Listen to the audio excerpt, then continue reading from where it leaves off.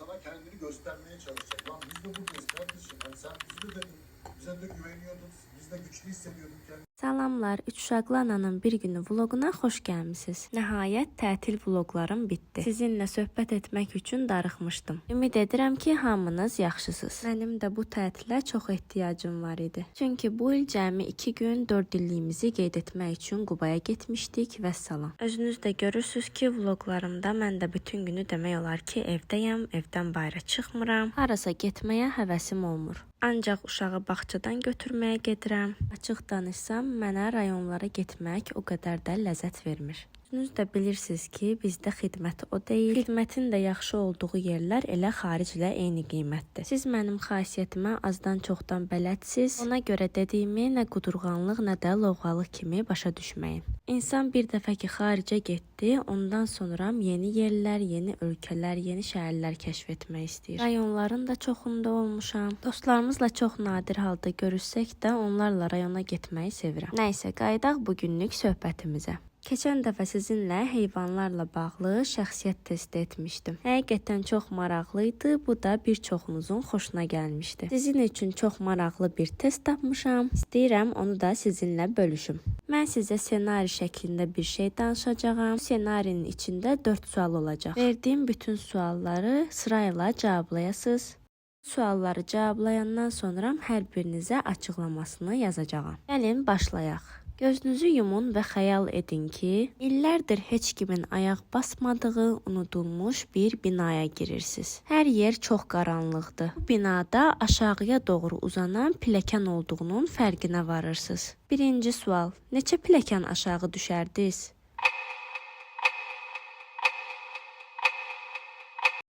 İkinci sual. Pilləkəndan düşdünüz. Aşağıdan səslər gəlir. Necə bir səs gəlir? Ağlamaq mı, kimsə danışır mı və s. Üçüncü sual. Bu eşitdiyiniz səsə necə reaksiya verirsiniz? Qaçırsınız, səsin hardan gəldiyini mi öyrənməyə çalışırsınız, qorxudan donub qalırsınız və s. Dördüncü sual. Aşağıdan gələn səs sizə adınızla səsləndi. Və həmin anda da açıq qapıdan biri aşağı enir. Açıq qapıdan gələn adam kimdir? Əzizlərim, suallara cavabı sıra nömrəsi ilə yazın ki, mən də sizə rahat şəkildə verdiyiniz cavabların açıqlamasını yazım. Bu arada sizdən bir xahişim var. Kanalıma abunə olub gözəl rəylər yazmağınız. Sizin üçün kiçik görsənə bilər, amma mənim üçün dəstəyiniz çox önəmlidir. Bu arada meyvə tərəvəzləri heyf etməkdən xoşum gəlmir, ona görə də narlı salat hazırlayıram. Bugün də çox maraqlı bir mövzu haqqında danışacağam. Gözləntisiz yaşamaq. Gözləntisiz yaşadığımız zaman əvvəlcə düşünməliyik ki, gözləntisiz yaşamaq nə deməkdir? Gözləntinin olmaması bir şey etməmək və yaxud da heç nə istəməməklə bağlı deyil. Gözləntisiz olmaq bir şey edirsən, amma sonra onunla maraqlanmırsan. Yəni nəticəsi necə olursa olsun, nəticəyə bağlı olmamaq. Yalnız prosesdə iştirak etmək deməkdir. Burada bazı sorunlar var. Bu sorunu görürsən. Yadınıza gəlirsə, talih, qismət haqqında da söhbət etmişdim. Bir prosesi həyata keçirmək bizimlə bağlıdır. Amma bir şeyin necə olacağı və ya nəticəsi bizimlə bağlı deyil. Çünki biz nəticəyə qərar verə bilmirik. Məsələn, bugün qar yağacaq deyə qalın geyinib çıxa bilərik. Amma qar yağmaya da bilər. Çünki qarın yağması bizimlə bağlı deyil. Həmçinin gözləntinin olmaması da bir şeyi etməklə bağlı olub, nəticəyə bağlı olmamaq deməkdir. Nəticəyə bağlı olmamaq bir şeyi etmək istəyəndə olsun və ya olmasın deyə etmək deyil. Əlimizdən gələnin ən yaxşısını göstərmək, amma nəticə istədiyimiz kimi olmasa belə buna fokuslanmamaq deməkdir. Ən sadə misal. Çoxumuz bir dönəm universitetə hazırlaşmışıq. Dərslər oxumuşuq, testlər etmişik, gecələr yatmamışıq. Əlimizdən gələnin ən yaxşısını etmişik. Amma bəzilərimiz universitetə qəbul ola bilməyib. Bunu gözlənti halına gətirmədən hərəkət etdikdə, qazana bilməsəniz də, başqa bir yerə getməli olduğunuzu görürsünüz və yaxud da yenidən hazırlaşırsınız. Gözləntisiz olduğumuzda narazı hiss etməməmizin səbəbi çox vaxt əlimizdən gələnin fərqində olmamağımızdır. Həqiqətən imtahana kifayət qədər hazırlaşdım və ya daha yaxşı edə bilərdim? Bu kimi milyonlarla suallar beynimizdə qalır. Əlinizdən gələnin fərqində olduğunuzda və çabanızın yetərli olduğunu bildiyinizdə gözləntisizliyinizi qoruyursunuz. Gəlin sizə başqa nümunələr də çəkim. Məsələn, yeni bir reseptlə yemək bişirirsiniz. Qaydalara əməl edirsiniz, amma dadı gözlədiyiniz kimi olmaya bilir. Burada əsas odur ki, bişirmə prosesində bütün səylərinizi göstərirsiniz. Yəni, burada da nəticə sizin əlinizdə olan bir şey deyil. Bir digər nümunə. Yay tətilidir. Planlaşdırmısınız ki, 6 bazar çimərliyə gedəcəksiniz. Və həftə sonu gəlir səhər durursunuz ki, hava soyuyub, yağış yağıb və sizin planınız puç olub. Məsələn, iş üçün müsahibəyə gedirsiniz. Bütün hazırlığınızı edirsiniz. Amma işə qəbul edilməməyiniz sizin xaricinizdədir. Əsas odur ki, müsahibədə əlinizdən gələni etdiniz. Bir digər nümunə isə komanda oyunu oynayanlar. Məsələn, futbolda bütün gücünüzlə oynayırsınız, amma komanda uduza bilir. Siz yalnız oyunu necə oynadığınıza nəzarət edə bilərsiniz. Digər komanda üzvlərinizə deyil. Digər nümunə isə rəsm və yaxud da heykəltaraşlıqla məşğul olursunuz. Onu sərgidə göstərirsiniz. Amma insanların qiymətləndirilməsi sizin nəzarətinizdə deyil. Siz yalnız yaratmaq prosesində iştirak edirsiniz. Məsələn, biz analara nümunə. Biz uşaqlarımıza düzgün tərbiyə veririk, amma onların seçimləri və nəticələri bizim əlimizdə deyil. Biz yalnız onları yetişdirmək üçün əlimizdən gələni edirik. Panorama. 21 hektarlıq yaşıllıqla əhatələnən park ərazisi. Məsələn, müğənnilər konsertdə mahnı oxuyurlar, əlindən gələni ən yaxşı şəkildə edirlər. Amma tamaşaçıların reaksiyası və ya tərifləri onların nəzarətində deyil. Növbəti nümunə isə bağda bitki əkirsiniz, onu sulayırsınız, amma məhsulun tam ölçüsü, keyfiyyəti sizin nəzarətinizdə deyil. Əsas odur ki, bitkinin böyüməsi üçün bütün səylərinizi göstərirsiniz. Bir nümunə isə sağlamlıqla bağlıdır. İdman edirsiniz, düzgün qidalanırsınız, amma bədəninizin reaksiyası və sağlamlıq nəticələri sizin nəzarətinizdə deyil. Siz yalnız düzgün prosesdə iştirak edirsiniz. Bəzən bir mövzuya çox çaba sərf etmədiyimizdə nəticə o qədər də əhəmiyyətli deyil. Çünki üstündə çabalamırıq, əlimizdən gələnin ən yaxşısını etmirik. Məsələn, yeməyə gedirsiniz və aclığınızı yatırmaq istəyirsiniz. Heç bir gözləntiniz yoxdur. Amma ən yaxşı kafeni tapdım, ən yaxşı yeməyi yeyəcəyim gözləntisi ilə getdiyinizdə, nəticəni ala bilmədiyiniz zaman məyus olursunuz. Biz gözləntiyə girdikdə bir şeyin nəticəsini idarə etməyə çalışırıq və bunun hamı üçün ən yaxşı olacağını düşünürük. Halbuki gözlədiyimiz nəticə hər kəs üçün eyni təsiri yaratmaya bilər. Məsələn, bir tələbə arzuladığı işin onu xoşbəxt edəcəyini düşünür. Amma iş həyatına daxil olanda gözləntisi həyata keçmir. Həyatda da, beyində də canlandırdığımız şeylər reallığa qoyulduqda eyni şəkildə baş verməyə bilir.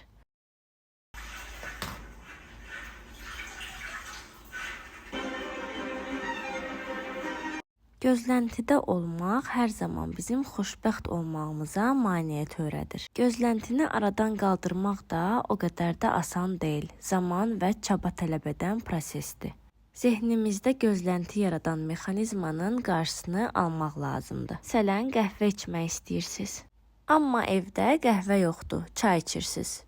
Çay da yoxdursa heç nə içmirsiniz. Heç bir nəticəyə bağlı olmadan dayana bilmək qorxusuzluq və etibar hissi gətirir. Evinizdə qəhvə, çay olmasa da özünüzü natamam hiss etmirsiniz. Mövcud anın bütövlüyünü yaşayır və təcrübə edirsiniz. Həyatda qarşınıza çıxan hər şey bonus kimi görünür. Bilmirəm, meditasiya edirsiniz ya yox. Mənim bu aralar meditasiya etməyə heç vaxtım olmur. Amma meditasiya edərkən başqaları ilə mübahisə edə bilərsiniz. Çünki boş durmaq çətin gəlir. Amma bir müddət sonra pis təcrübələrdən, ziddiyyətlərdən belə bəhrələndiyinizi görəcəksiniz. Meditasiya zamanı özünüzlə baş-başa qalmağı öyrəndiyinizdə həyatdakı gözləntiləriniz də azalacaq. Əvvəlcə öz gözləntilərinizin fərqinə varın. Özünüzə hansı gözləntiləri yaratdınız? Həyatınızı hansı qəliblərə saldınız? Bunları fərq etdikdən sonra başqalarından nə gözlədiyinizi görə bilərsiniz. Uşağınızdan, həyat yoldaşınızdan, ananızdan, işinizdən nə gözləyirsiniz? Evet, değişebilir bir şey. Zaten değişebilir olduğunu bilin diye buraya geldim ve böyle bir başlık. Bütün bu gözləntilərin fərqinə vardıqca gözləntisizliyi inkişaf etdirmək mümkün olur. Gözləntisizliyin açarı əvvəlcə özünüzdə bunu yaratmaqdır. Özünüzə qarşı olan gözləntilərinizi aradan qaldırdığınızda, başqalarına və həyata qarşı gözləntisiz olmaq daha asan olur. Məsələn, bir çiçəyi qorumaq üçün şüşə qabın içinə salırıq. Bu bizim gözləntimizdir. Amma şüşə qabı qaldırdığımızda çiçək ən böyük potensialında böyüyə bilər. Çünki şüşə onun sərbəst böyüməyinə imkan vermir. Nəticədə çiçəyin güclü kök salmasına mane olur. Amma şüşəni qaldırdıqda tam əksi baş verir. Gözləntisizlik bütün imkanlara yol açmaq deməkdir. Gözləntisiz yaşamaqdan danışırıqsa, bunun bir başqa tərəfi də var. Təslimiyyətlə hərəkət arasındakı incə xətt. Çox adam düşünür ki, gözləntisiz olmaq tənbəllikdir. İçindəki enerjini söndürməkdir. Bir kənara çəkilib nə olacaqsa olacaq deməkdir. Amma əslində tam əksidir. Gözlənti ilə yox, niyyətlə yaşadığın zaman həyat daha da aydın olur. Niyyət səni yola çıxarır. Gözlənti isə səni yoldan çəkindirir.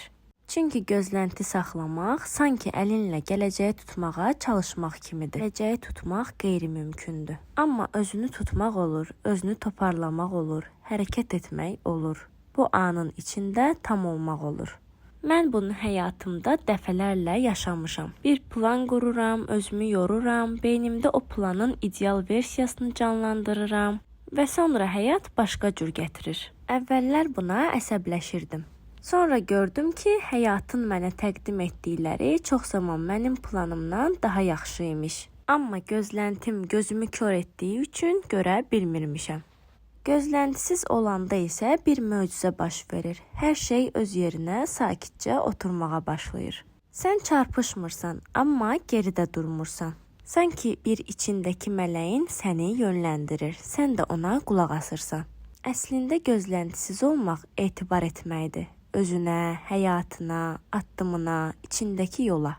Əlinlə süni şəkildə bir şeyləri sıxa-sıxa böyütməyə çalışmırsan. Çiçəyin üstündəki şüşə fanusu qaldırırsan və baxırsan ki, o özü böyüyür. Öz zamanında, öz ritmində. Bunun ən gözəl nümunəsi münasibətlərdir.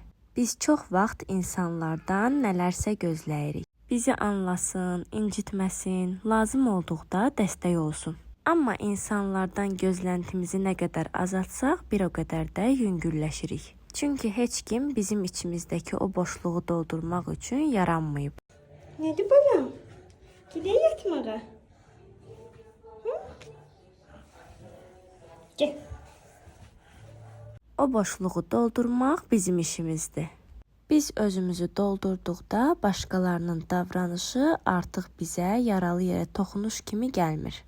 Ən maraqlısı da odur ki, gözləntisiz olanda insanlar sənə daha çox yaxşılıq etməyə başlayır. Çünki onlardan bir şey tələb etmirsən. Sənin yanında özləri olurlar. Maskasız olurlar, gərginlikdən uzaq olurlar. Bəlkə də gözləntisizliyin ən böyük hədiyyəsi də budur. Sən özünü ilk dəfə olduğu kimi görürsən. Heç nəyi süni şəkildə böyütmədən, kiçiltmədən, ideal etmədən. Bu insanı inanılmaz dərəcədə azad edir.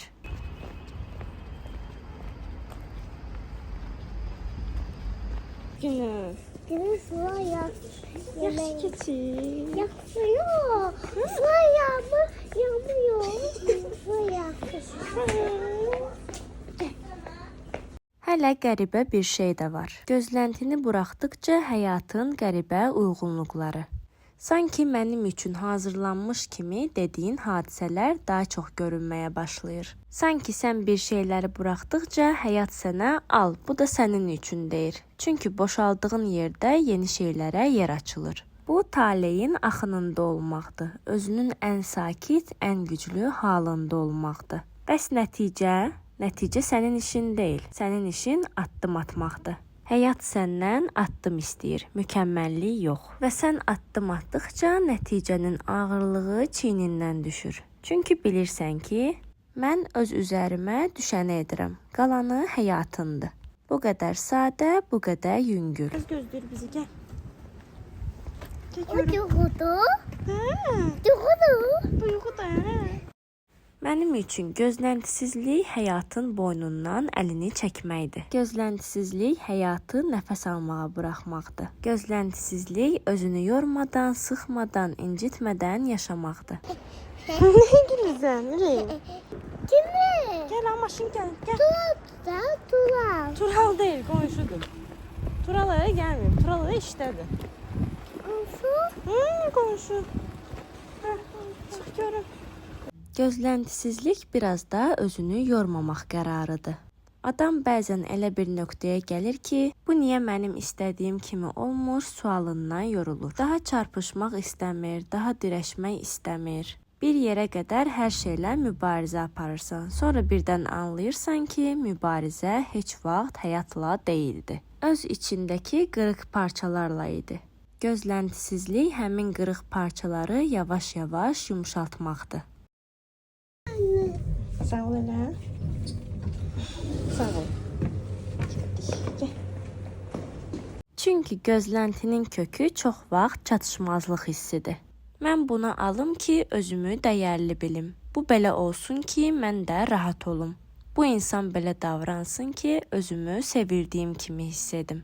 Amma həyat sənə çox sadə bir dərs verir. Dəyər axında tapılır, nəticədə yox. Bir də baxırsan ki, səni ən çox məyus edən insanlar, ən çox incidənlər, ən çox xilas edici kimi yapışdığın şeylər hamısı bir yerə qədər sənin gücünü alıb aparıb. Və sən onları buraxanda içində bir boşluq yaranmır. Əksinə yüngüllük gəlir. Gəlin, bunu kim qırdı?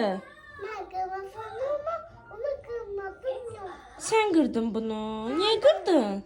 Sıla ona yoktu onun. Niyə qırdın onu sən? Onun sıla yoktu. Əslində gözləntisizlik bəzən biraz daha ağrılıdır. Çünki içindəki bəzi xəyalları buraxmalı olursan. Amma sonra anlayırsan ki, o xəyallar əslində sənin deyildi. Sən onlara sadəcə yapışmışdın, onlar da səni aşağı çəkirdi.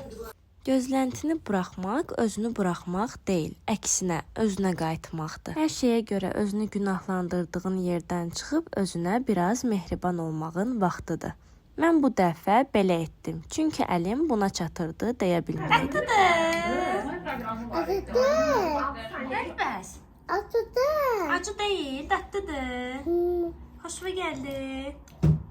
Özünə haqq verməkdir, həyatına bir nəfəslik mərhəmət buraxmaqdır. Hətta deyim ki, gözləntisizlik şükürün ən sakit formasıdır. Sən nəyin olmasını gözləmirsən, amma olan hər şey üçün minnətdarsan. Və bu hal o qədər gücləndirir ki, sanki içindən yeni bir təbəssüm doğur. Gözləntini buraxmağı belə təsvir etmək olar. Sanki uzun illər boyu çiynində daş daşıyırsan. Sonra bir gün dayanıb o daşı yerə qoyursan. Və ilk dəfə öz boynun yüngülləşir. İlk dəfə nəfəsin dərinləşir. Həyat birdən sadələşir. Həyatın bütün sirri sadəlikdə gizlidir. Çox istəməməkdə, çox sıxmamaqda. Axmaq səslənə bilər, amma həqiqətən də belədir. İnsan gözləntisiz olanda nə gəlsə xoş gəlir. Nə getsə demək ki, belə olmalıymış deyib yola salır. Və hər şeylə bir növ barışır. Bu barışıq halı çox güclü haldır. Kimsə bilmir, içində sükutla gedir, amma sükut adamı möhkəm edir. Həyatına nə gəlibsə, nə gedibsə, nə dəyişibsə sənə bir şey öyrədib, hər biri. Nə qədər ağır olsa da içində bir şey düzəldib və gözləntini buraxdığın gün sanki həyat da sənə deyir. Nəhayət, indi mən sənə öz sürprizlərimi göstərə bilərəm. Let's blow this. Kimin mi? Blow üzeri. Good for you. Bu kimin mi? Əzizlərim, məni sona qədər dinlədiyiniz, izlədiyiniz üçün təşəkkür edirəm. Növbəti vloqlarımda görüşənədək. Kutabı.